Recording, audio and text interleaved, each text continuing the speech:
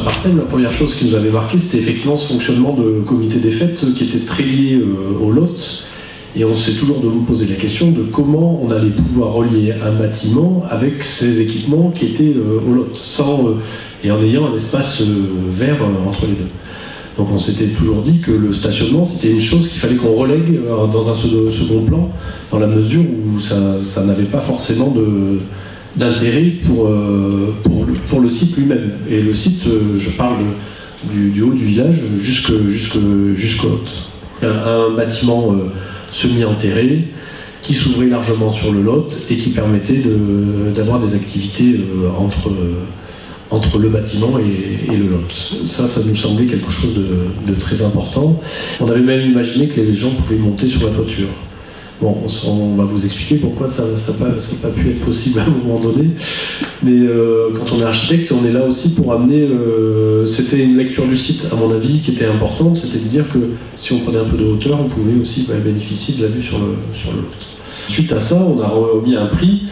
Et le prix s'est avéré beaucoup trop important pour la commune. C'est-à-dire qu'on était à plus d'1 million d'euros. Et là, la commune nous a dit, là, c'est pas du tout possible. On ne peut pas le faire. 1 million d'euros, c'est quelque chose qui n'est pas du tout envisageable. Donc on s'est posé, même avec le maire de l'époque, la question de la faisabilité de ce projet. La solution, c'était de dire, on remet en cause un peu le programme, qui était un programme trop important. Il y avait trop de surface, à mon avis, qui était consacrée au projet. Et il y avait peut-être la solution de réduire les surfaces et de mutualiser certains espaces pour que, derrière, ce projet puisse voir le jour. Donc on a travaillé pratiquement pendant 1 an en se posant des questions de comment on peut, à un moment donné, un espace non chauffé peut servir une période de l'année et pas une autre période de l'année. Donc on a pu petit à petit, comme ça, trouver des éléments de programme qui pouvaient être mutualisés. La scène, ça pouvait devenir... Il y avait une salle de réunion qui était prévue dans le premier projet. Pour les anciens, on s'est dit la scène, elle peut servir à la fois de salle de réunion et de scène, puisqu'on avait un accès de plein pied. Donc on a le plan ici du concours, et on a le plan compacté qu'on a aujourd'hui de la salle. Donc ici, on avait un sas d'entrée qui était tout petit, et on a remis ce sas d'entrée non chauffé ici pour pouvoir réduire le coût de la construction.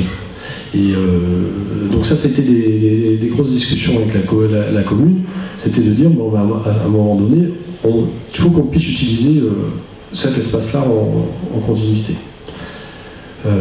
La scène qui devient un espace mutualisé aussi.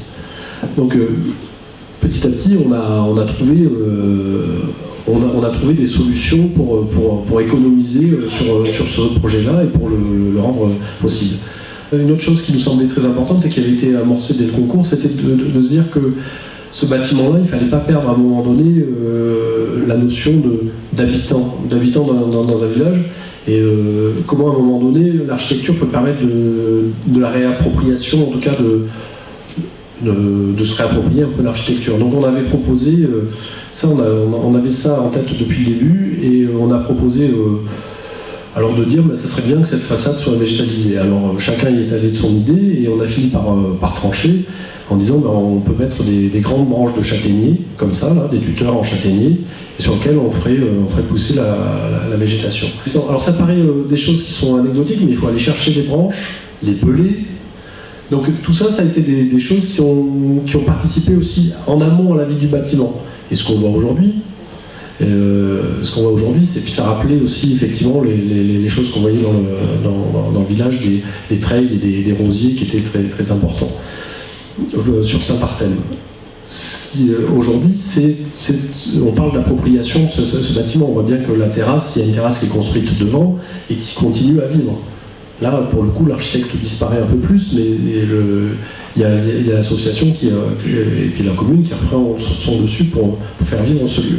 On a toujours voulu être pas très haut sous plafond, être au minimum pour des raisons de chauffage, mais aussi pour des raisons d'acoustique, puisqu'on l'a dit, on a un bâtiment qui est en béton, même la scène, c'est du béton recouvert de zinc. Et c'est le seul élément émergent qui permet d'avoir de la hauteur pour mettre des projecteurs et ce genre de choses. Mais c'était de faire un bâtiment qui ait un impact le plus doux possible dans le paysage. ça nous a permis de faire un bâtiment. Donc le bâtiment a coûté 585 000 € hors taxe. Non, ça a été un travail de vraie collaboration, pour dire on est à l'essentiel des choses. Tout a été discuté pour dire ça c'est l'essentiel. On n'a pas besoin d'aller au-delà.